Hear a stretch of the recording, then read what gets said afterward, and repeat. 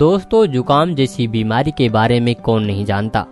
ये एक ऐसी बीमारी है जिससे सभी को 2-4 महीनों में इससे वास्ता पड़ता ही रहता है, लेकिन वहीं कुछ लोगों को तो ये और भी जल्दी जल्दी होता रहता है।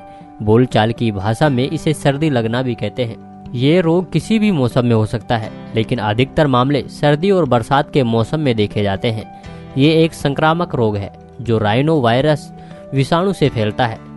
दरअसल यूं तो ये बीमारी 4-5 दिन में ठीक हो जाती है, लेकिन बार बार जुकाम होना और यदि ये बिगड़ जाए तो ब्रोंकाइटिस, ब्रोंकोन्यूमोनिया, प्लूरिसी, टीबी, गठिया का बुखार, बहरापन जैसे रोगों को जन्म दे सकती है। ज्यादातर मामलों में तुलसी, अदरक की चाय का उपयोग करके इस बीमारी से निजात पाई जा सकती है। वहीं अगर गर्म पानी में कपूर डालकर मुंह और नाक द्वारा भांप लेने से भी आराम मिलता है। तो आइए जानते हैं हम इस बीमारी से घरेलू उपचार करके कैसे निजात पा सकते हैं।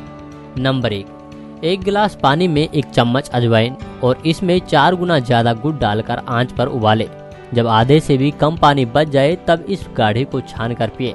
ऐसा करने से आपका जुकाम ठीक हो जाएगा। नंबर 2 रात को सोने से पहले बनफशा 5 ग्राम और काली मिर्च के 5 दाने पीसकर गर्म दूध में मिलाकर पीने से जुकाम तेजी से खत्म हो जाता है।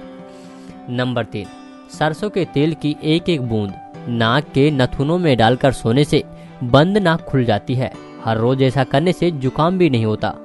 नंबर 4 जुकाम के साथ साथ अगर बुखार भी है तो शहद और अदरक के रस में 1 चुटकी मीठा सोडा डालकर इसका सेवन करें। ऐसा करने से आपका बुखार और जुकाम दोनों में राहत मिलेगी। दोस्तों, हमारे द्वारा बताए गए ये टिप्स आयुर्वेद और नेचर से जुड़े हुए हैं और क्योरेन ही आयुर्वेद है, इसलिए क्योरेन चैनल को सब्सक्राइब करना न भूलें।